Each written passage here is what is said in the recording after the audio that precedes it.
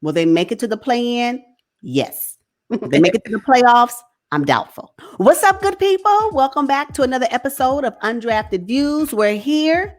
We talk sports from the sidelines. And today we're going to talk about the Valley. Phoenix Suns. Yes. If you didn't know, we're going to talk about the Phoenix Suns. So let's get into it.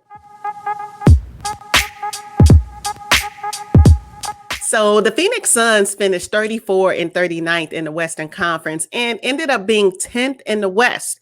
They are led by Coach Monty Williams, who, is in his second season. And I believe that this season, this one coming up, is going to be the one that they finally make it to the playoffs after several years. Okay, make it to the playoffs by way of a play-in, because they're not going to seed 1 through 8. I don't see it. No way.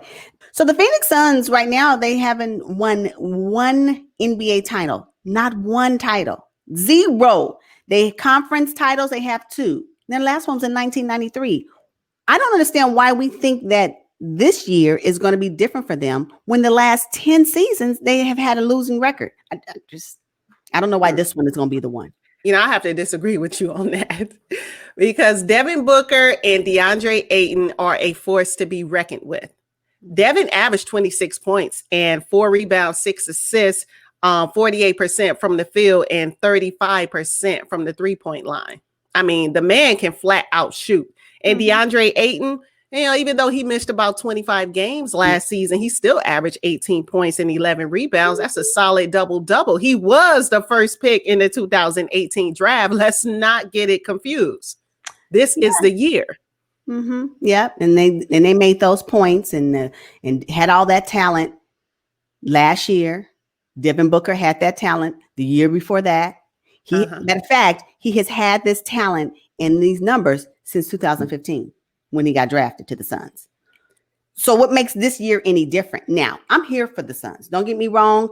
Again, they were outstanding in the bubble, but I don't want to get bubble busted, right? So we think that we are tainted by their previous losing record to think that what they displayed in the bubble with that roster, because today's roster for the 2020-2021 season is totally different, right?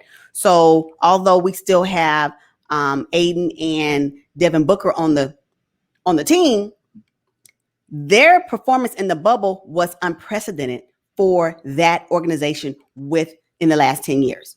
So I don't want to get blindsided or bamboozled by the fact that they performed so well in the bubble to expect that they're going to now all of a sudden make a playoff run for this season with a new group of individuals. I just don't see it. Now, I'm not saying that they won't make the play-in. Please, people, let's not forget about the play-in. The play-in is still a viable way for some teams to get into the playoffs, right? And so hopefully if they do make it to the playoffs, it will be by way of a play-in. But I don't see them securing a playoff spot above seed number 6. I just don't see it. Wow. Okay, so let's talk about some of the additions. Okay. Chris Paul and his veteran leadership, that is going to propel. Yeah, that's going to propel Devin Booker to a new level. Okay, that's great. That's great. I can see that. I mean, Chris Paul, what did he do for OKC last season? I mean, he essentially walked them right into the playoffs. So I can totally see that. But again, this is the Western Conference we're talking about. Who will the Suns knock off? Because the teams that are going to be in the top 8 this year will essentially be the ones that were in the top 8 last year, and the Suns were not there. Well, see, I think in the Western Conference, you are one injury away. Oh, this is true. Anything can happen in the West. The records are going to be really close. Probably 2-3 games, 5 games max difference throughout 1 through 8. So you are one injury away from not making a play-in, the playoffs, and being a 16th seed in the West. Now that's a fact. That's really, really true. So barring everybody stays healthy, barring that if any injuries happen, which I don't want to happen because I want to see where people end up with a healthy squad. But really, even with all of that and the outstanding skills that Devin Booker has, and with the addition of Chris Paul and his experience as a point guard, I still do not see where the Suns will end up in a solid playoff spot. Will they make it to the play-in? Yes. Will they make it to the playoffs? I'm doubtful. That's just all I'm saying. Okay. Now, Jay Crowder brings his incredible toughness. I mean, he can get you at least 11 points and 6 rebounds. Mm-hmm. He's from the Miami Heat. So anybody from the Heat is going to bring you grit, toughness, and he has several years in the league. So he has that, veteran presence as well. They need him. He's going to be part of the starting lineup along with Mikal Bridges. That to me is a good lineup to at least make the 8th seed in the West. Okay, we're just still playing. Got it. Then we're on the same page. We are on the same page. Yeah, kinda. But I just have higher hopes for them because I just think Chris Paul is going to take Devin to a new level.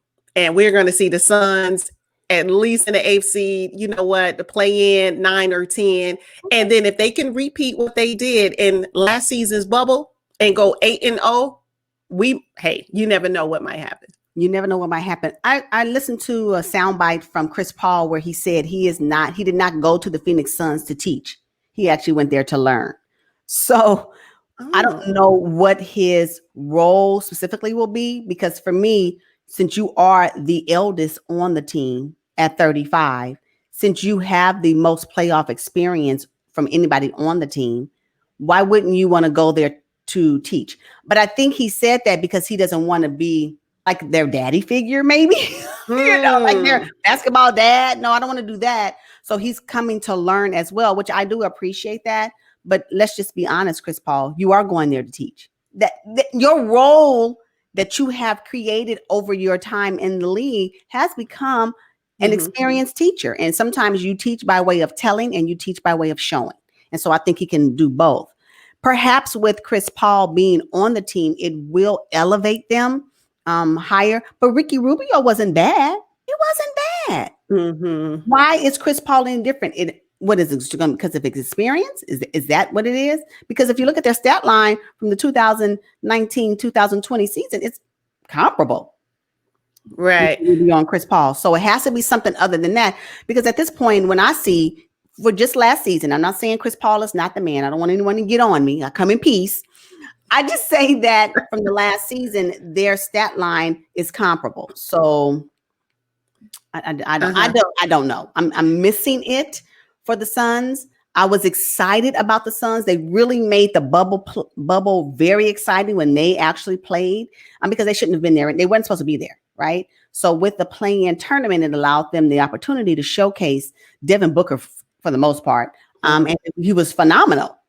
But again, he's always been phenomenal on the court, and the Suns still have a losing record. So I want to see when that tide will turn, and hopefully it will happen this year. Yeah, the tide will turn this year, because I think when you try to compare Chris and Ricky Rubio, what we're missing from the stat line is it's just his leadership and his toughness and how he'll get with you on defense. Okay, fair enough.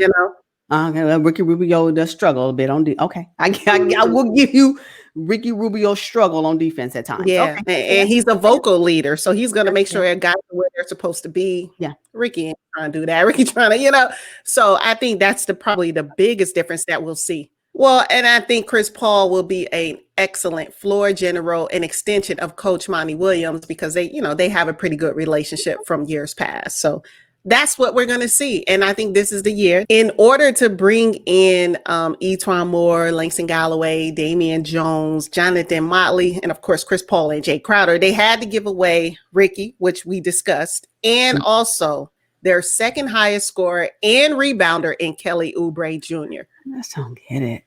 Why? Did he want out and we just didn't know about it?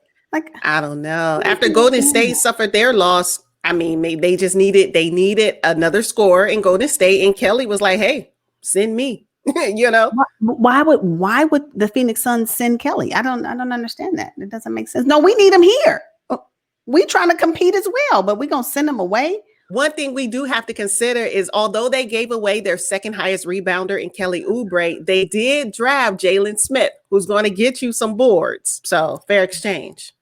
Okay, so maybe they're saying the Phoenix Suns are saying we're going to invest in our first round draft pick. Okay, if you feel that's going to get you to the playoffs, then I'm here for it. What's going to get them to the playoffs is a veteran leadership in Chris Paul and Jay Crowder, coupled with offensive weapons like Devin Booker and DeAndre Ayton, Etuan Moore, and Langston Galloway. They are lights out from three, over 40%. That's what's going to get them to the playoffs. They already average 113 points per game. Them and everybody else in the West can shoot 3-pointers. What they're missing is winning. That's it. So hopefully they will win more. I don't see them making the playoffs unless they have a win ratio of over 45. If they don't get over 45 wins, it's a wrap because everybody in the West, when I see, and the Suns tied with the Grizzlies. Like, what are we? Last season, the Suns tied with the Grizzlies in their win-to-loss ratio.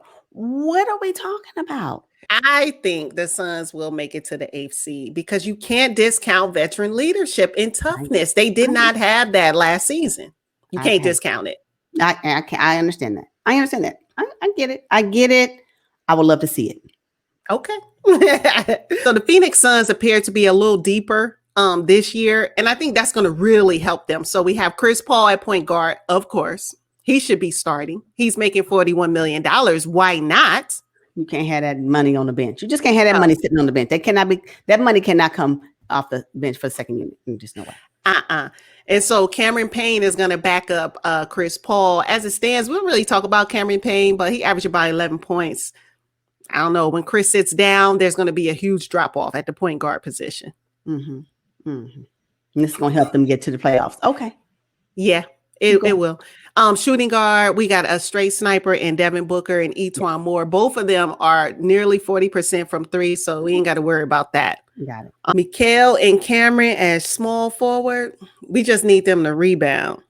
At power forward, we got Jay Crowder. He's going to bring you that toughness. He's going to get double rebounds. I mean, Dario Saric can come in for him when he gets winded.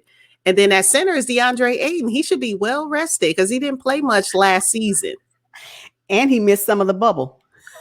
Yes. Because he missed his COVID protocol timing. Yeah, exactly. So he should be well rested. Yes. Right. And then Jaylen Smith, their brand new rookie out of Maryland, is going to back up DeAndre. So, I mean, they're solid. They will struggle at the point guard position. You know, the second unit will struggle a little bit, but I still believe in the Phoenix Suns. I do not want to sleep on the Phoenix Suns basketball team and what Coach Monty Williams can do. You got to work his magic this year, and I do have faith in him to do so. Okay. I put my trust in Monty. Yeah, that's where my trust lies. Monty and Devin. Chris Paul can get some of this trust too, but other than that, I mean, again, DeAndre Ayton this is his time for real, because if he's looking for an extension, because he's up for one soon, this year will be his year to show and prove. This season, he got to get it done. And so I'm looking forward to watching Jaylen play, the rookie. He got his glasses on, you know, I'm looking forward to seeing him play. He looks really strong and like dominant. He can dominate his position. So I'm looking forward to that. In Monty, I trust. Oh my gosh. Okay.